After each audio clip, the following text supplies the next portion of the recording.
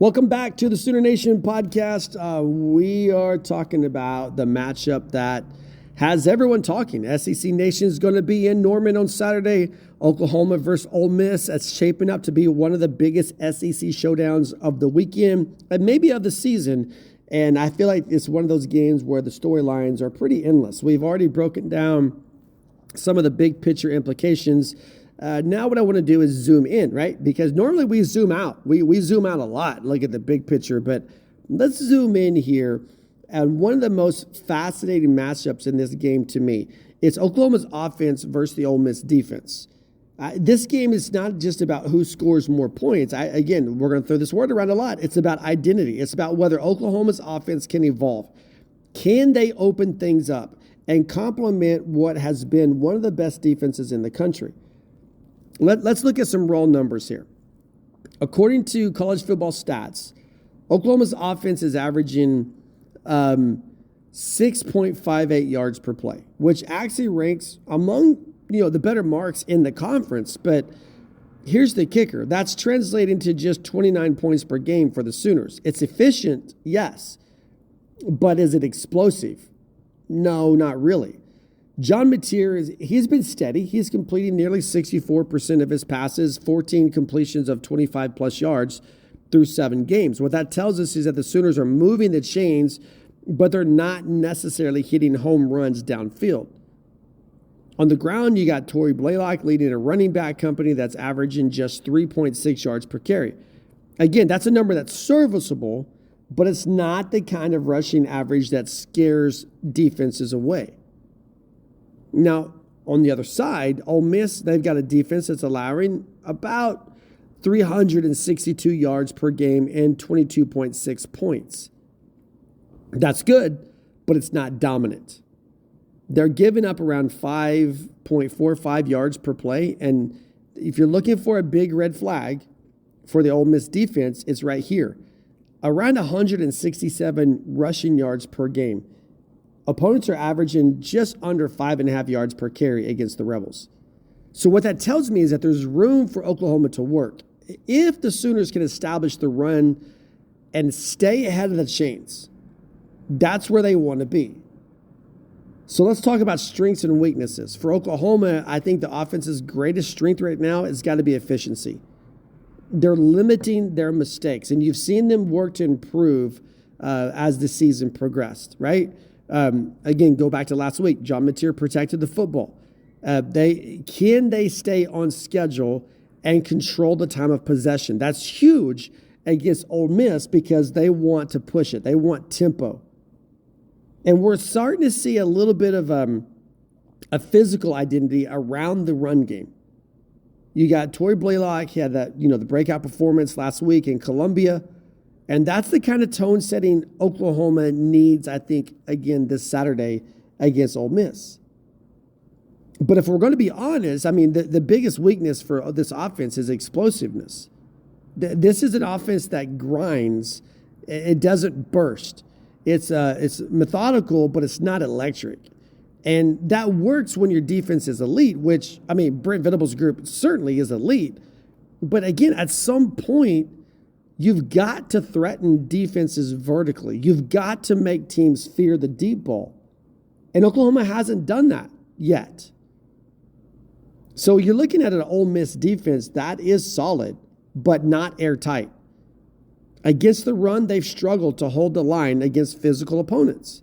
So their secondary, while athletic, they've given up about 7.4 yards per pass attempt in conference play. And that's a number that Oklahoma's receivers, they should be licking their chops over a little bit. So, in summary, what I'm saying is Oklahoma's strength is efficiency and ball control. Oklahoma's weakness, as Ole Miss's weakness, physicality in the trenches and big play prevention. And I believe what we have here is a recipe that Oklahoma can exploit if they stay balanced.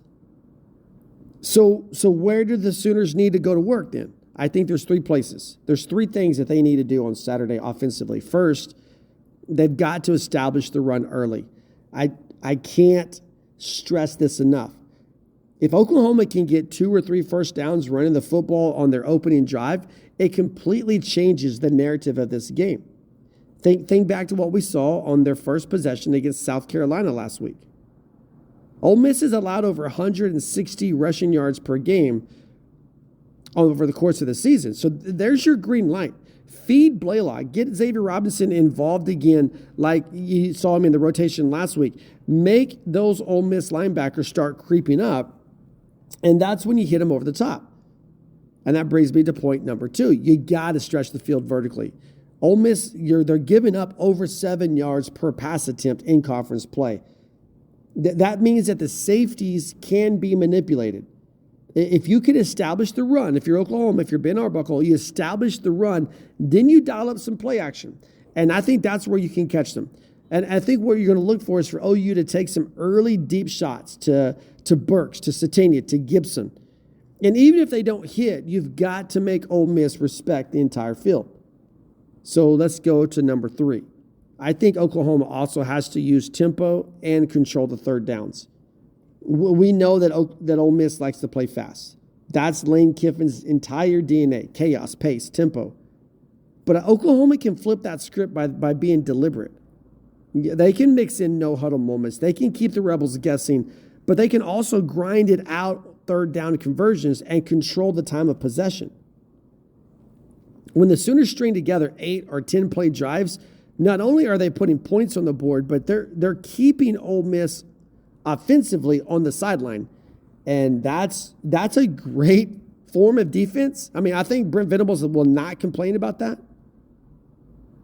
So if we're summing it up here, here's my 3 offensive keys for Oklahoma in this game. Number 1, start with control and then strike. They've got to establish their ground game first. Don't abandon it early, even if it's not flashy. If you do that, you pull the Ole Miss defense forward, and then you hit behind them with play action. Number 2, use tempo and formation variation. Arbuckle needs to, I think, get a little creative this week. Don't just line up the same way. Use motion, use bunch formations. Make the linebackers and the defenders from Ole Miss communicate, because that's where they can be exposed. And then take your shots, but stay disciplined. This is not the week to play conservative. This is not the week to play scared. But it's also not the week to get careless. Ole Miss is opportunistic. They'll bait you into mistakes. So when you go deep, go with confidence, but make sure John Mateer has the protection, and make sure there's route spacing done right. You don't have to score 50 points to win this game. You do have to score efficiently, though. You got to limit your own mistakes, and you have to keep your defense fresh. To me, here's the bottom line. I said it in the opening segment. This is a statement game for Oklahoma, but it's also a statement game for the Oklahoma offense. The defense has carried the load all year for Oklahoma. But this is the week where the offense needs to prove that it can punch back when they're challenged.